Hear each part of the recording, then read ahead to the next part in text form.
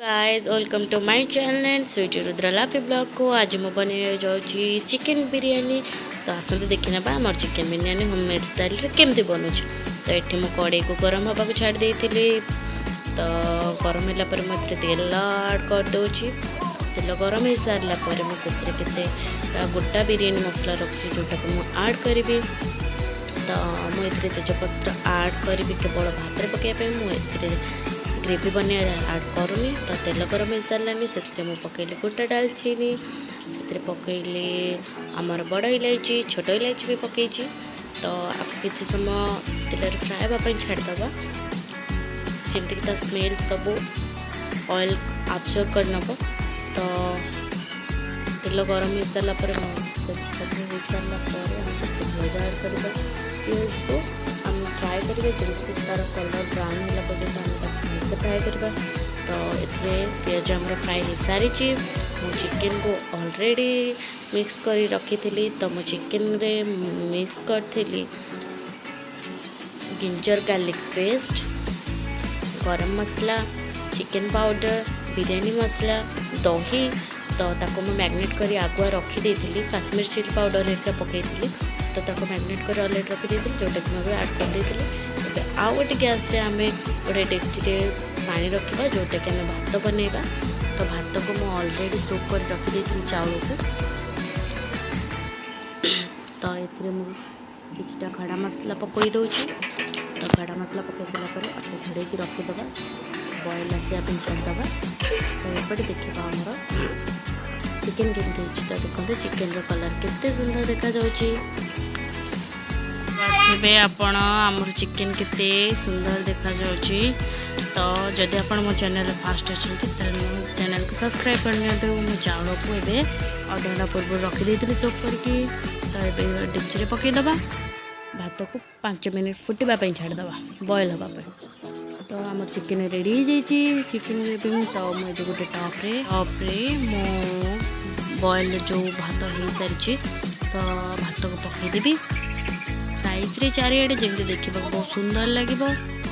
आउटे मो गार्निशिंग करने पुदीना पत्र एंड धनिया पत्र रखी। तो भात को चारिआडे भलसे पकई सारापर से चिकेन ग्रेवी को देवी। तो आपण मैंने जदि मो वीडियो को पसंद करुँच देन लाइक सब्सक्राइब करेंगे माय चैनल स्वीट रुद्रा लाफी ब्लॉग को। तो मुझे होममेड स्टाइल किसी जोटा मुझे से अपलोड करी। जदि आपको भल लगे तो लाइक शेयर कमेंट निश्चय करें।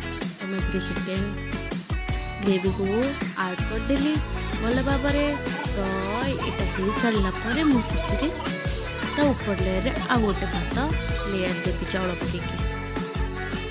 तो यहाँ मुझे होममेड स्टाइल बनई।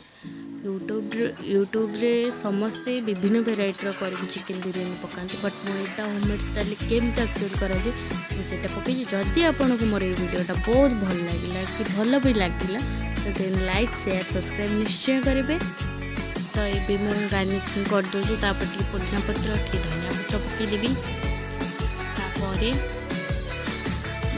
ऊपर लेयर बड़का चाउल तक पकईबी भल भाव भलसे पकईदेवी। मु जो भात जो डेक्ची रे मु खड़ा मसला सब पकई थी।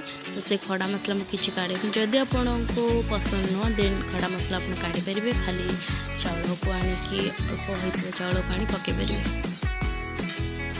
तो ये मु तार ऊपर चाउल पकई सारी। तो भल भाव चारिआडे खेलिकी पकईबी चाउल को जमी देखा कलरफुल लगे